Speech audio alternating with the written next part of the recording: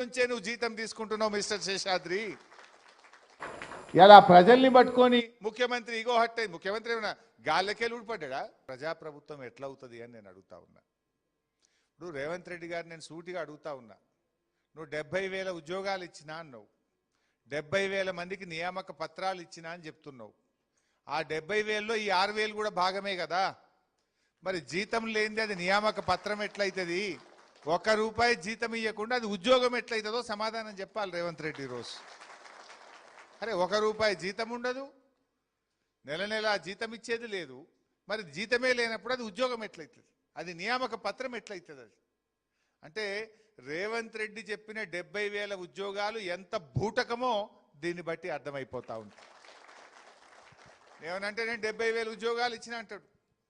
ఆ 70,000లో ఈ 6,000 ఉత్తదే కదా, ₹1 జీతం లేదు. ఏమన్నా అడిగితే కలెక్టర్లు ఏమంటున్నారు మిమ్మల్ని? రైతుల దగ్గర వసూలు చేసుకోండి, ప్రజల దగ్గర లంచాలు తీసుకోండి. ఇదా ప్రజాప్రభుత్వం చెప్పేది? ప్రజలను అడుక్కోండి, ప్రజల దగ్గర లంచాలు తీసుకోండి, రైతుల దగ్గర అడుక్కోండి అన్నప్పుడు అది ఎట్లా ప్రజాప్రభుత్వం అవుతుంది? ప్రజల కోసం పనిచేసే ప్రభుత్వం ఎట్లయితుంది? మీరందరూ కూడా ఇలా బీటెక్ ఎంటెక్ చదివి graduates, civil engineering, civil diploma holders, ఇలా యువశక్తి మీరంతా కూడా. అంటే ఏమనుకుంటున్నాడు లోకేష్ కుమార్ కూడా ఒక ఐఏఎస్ ఆఫీసరు ఎంత బాధ్యత రహిత్యంగా అట్లా మాట్లాడొచ్చునా? మీరు పోయి పొంగులేటి గారిని కలిస్తే చేతిలో ఏది ఉంటే దాంతో కొడతాడు అంటే ఈ పొంగులేటి ఏమనుకుంటుండు, లోకేష్ ఏమనుకుంటుండు? కొట్టనీకి ఆ ప్రభుత్వాలు ఉన్నాయి. మొన్న ఏమైందో ఢిల్లీలో చూసినాం కదా. జంజీ పడితే దేశమే అతలకుతలమై ధర్మేంద్ర ప్రధాన్ రాజీనామా చేయాల్సి వచ్చింది.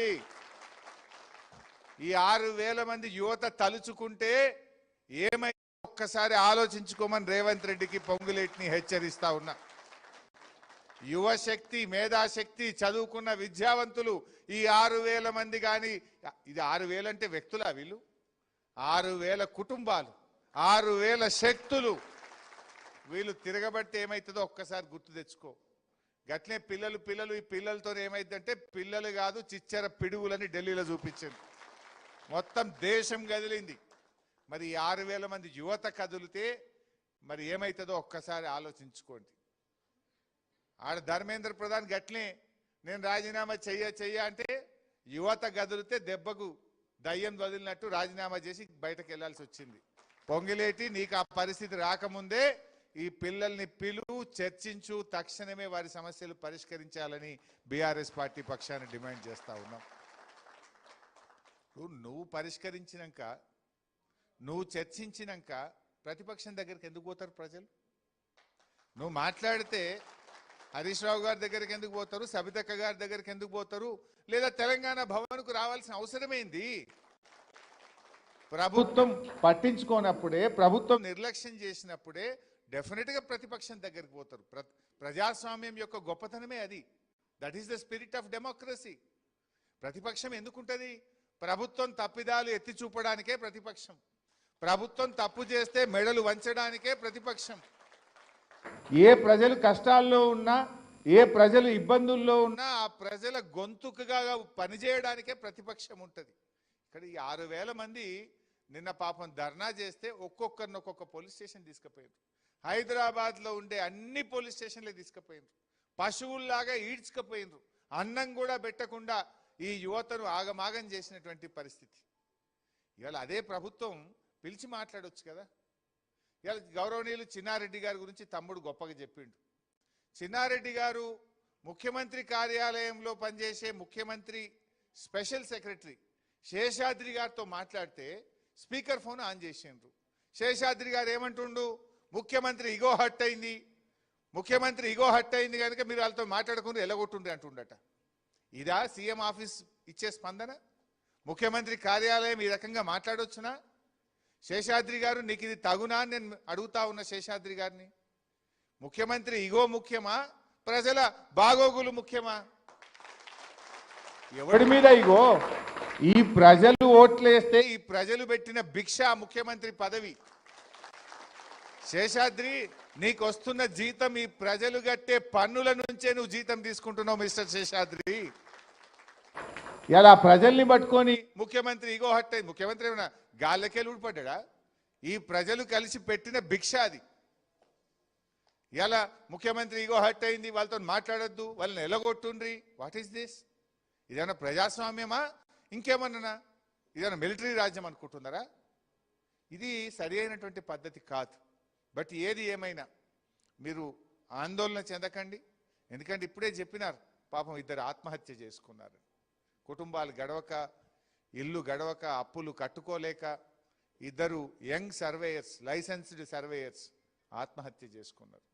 ఇలా మీ పరిస్థితి ఏమైంది? జీతం రాదు, హెల్త్ ఇన్సూరెన్స్ స్కీమ్ లేదు, ట్రావెల్ అలవెన్స్ లేదు.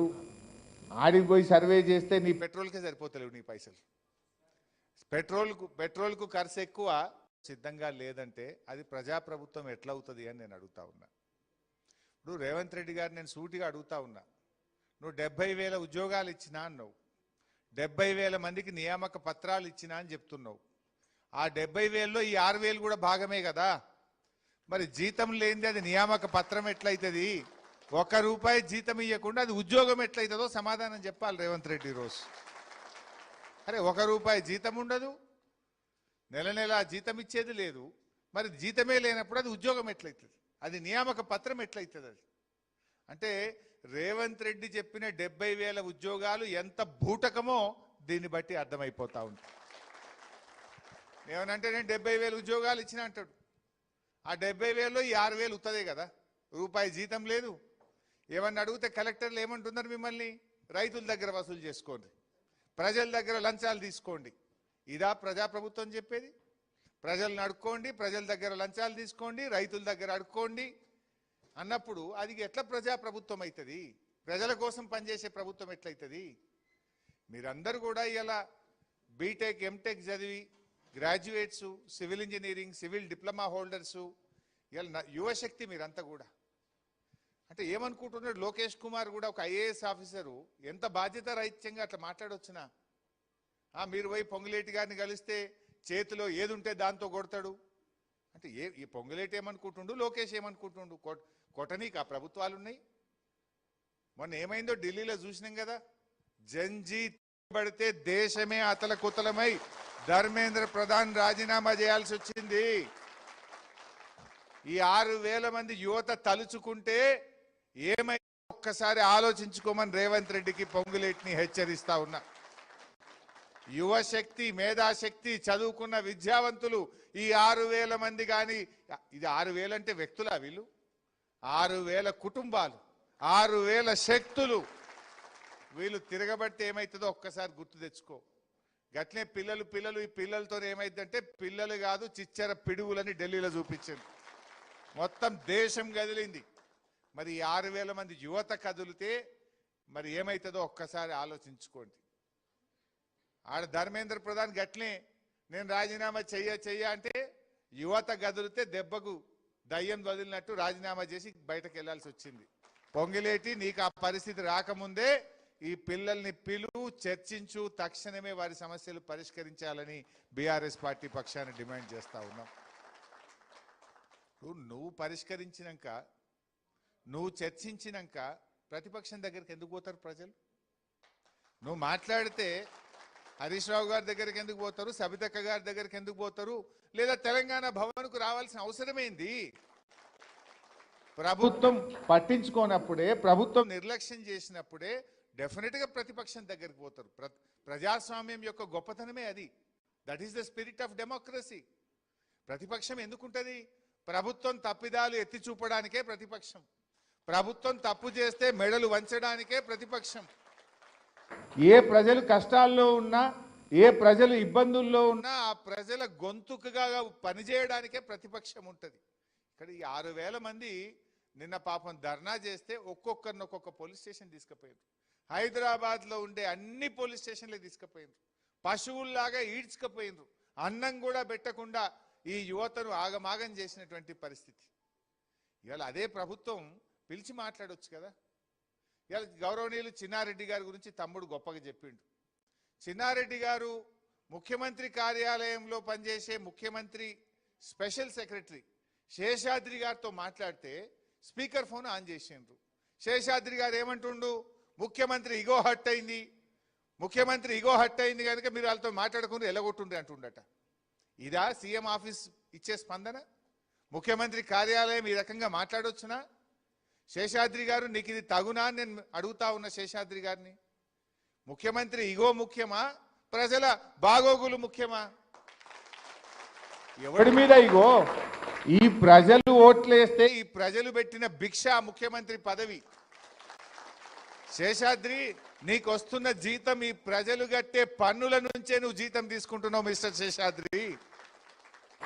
ఇలా ప్రజల్ని పట్టుకొని ముఖ్యమంత్రి ఇగో హట్ అయింది. ముఖ్యమంత్రి ఏమైనా గాల్లకే ఊడిపడ్డా? ఈ ప్రజలు కలిసి పెట్టిన భిక్ష అది. ఇలా ముఖ్యమంత్రి ఇగో హట్ అయింది, వాళ్ళతో మాట్లాడొద్దు, వాళ్ళని ఎలగొట్టుండ్రి. What is this? ఇదేమన్నా ప్రజాస్వామ్యమా ఇంకేమన్నా? ఇదేమన్నా మిలిటరీ రాజ్యం అనుకుంటున్నారా? ఇది సరి అయినటువంటి పద్ధతి కాదు. బట్ ఏది ఏమైనా మీరు ఆందోళన చెందకండి. ఎందుకంటే ఇప్పుడే చెప్పినారు, పాపం ఇద్దరు ఆత్మహత్య చేసుకున్నారు. కుటుంబాలు గడవక, ఇల్లు గడవక, అప్పులు కట్టుకోలేక ఇద్దరు యంగ్ సర్వేయర్స్, లైసెన్స్డ్ సర్వేయర్స్ ఆత్మహత్య చేసుకున్నారు. ఇలా మీ పరిస్థితి ఏమైంది? జీతం రాదు, హెల్త్ ఇన్సూరెన్స్ స్కీమ్ లేదు, ట్రావెల్ అలవెన్స్ లేదు. ఆడికి పోయి సర్వే చేస్తే నీ పెట్రోల్కే సరిపోతలేవు నీ పైసలు. పెట్రోల్కు ఖర్చు ఎక్కువ, సర్వే చేస్తే వచ్చేది తక్కువ.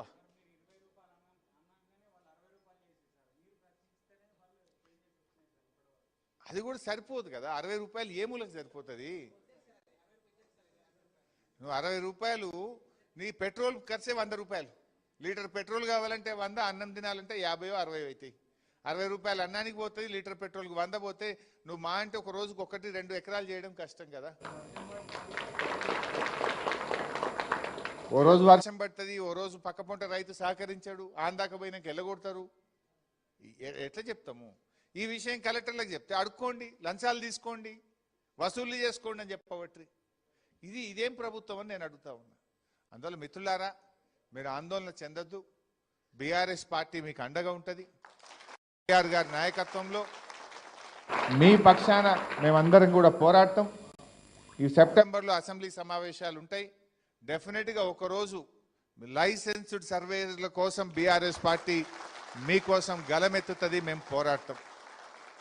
అన్ని జిల్లాల్లో కూడా మీరు చేసే ఆందోళన కార్యక్రమాల్లో పార్టీ గౌరవ శాసనసభ్యులు, శాసన మండలి సభ్యులు, పార్టీ నాయకులంతా కూడా మీకు అండగా నిలబడతాం.